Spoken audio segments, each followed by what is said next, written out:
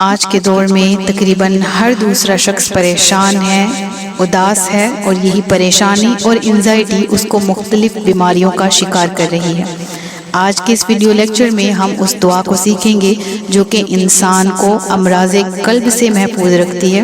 اس کے لیے سب سے پہلی چیز نماز ہے، نماز کی ادائیگی ہے۔ اس کے ساتھ ساتھ سورہ یاسین، قرآن مجید کی بکثرت تلاوت، خاص طور پر سورہ یاسین امراض قلب کی تمام قسم کی تکلیفوں کو دور کر دیتا ہے اور تمام بیماریوں کے لیے صحت بخش بھی ہے۔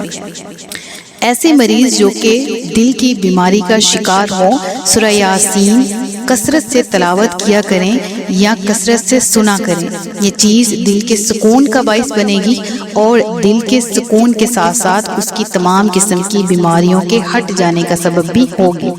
اس کے ساتھ ساتھ اگر امراض میں مبتلا کوئی بھی شخص اس کو یاد کر لے، یاد کرنے کے بعد کثرت سے اس کا ورد کرے تو یقینی طور پر سورہ یاسین کی تلاوت سے اس کے دل پر پڑنے والا ہر قسم کا دباؤ ختم ہو جائے گا۔ اس کے ساتھ ساتھ قرآن کریم کی ایک آیت ہے، سورۃ الرعد کی آیت نمبر 28، الا بذکر اللہ تطمئن القلوب، جو سکون، جو چین، جو صحت ہم تلاش کرنے چل پڑے ہیں اس دنیا میں، وہ اللہ کے ذکر میں چھپی ہوئی ہے۔ اللہ کے ذکر سے مراد نماز بھی ہے اور وہ وظائف بھی جو اللہ کی یاد کی طرف دل کو مولڈ کر دیتے ہیں۔ تو ہم نے ابھی سورہ یاسین کے بارے میں پڑھا۔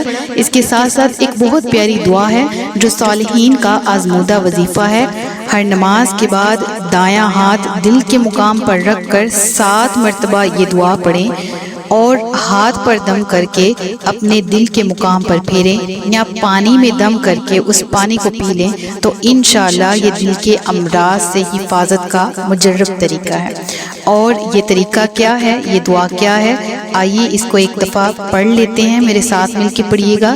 تو یہ دعا ہے، یا قوی القادر المقتدر قوینی وقلبی، کہ اے طاقتور، اے قادر، اے ہر چیز پر قادر، اے ہر چیز کی، ہر کام کی قدرت رکھنے والے حقیقی پروردگار، تو مجھے طاقت دے، میرے دل کو طاقت بخش۔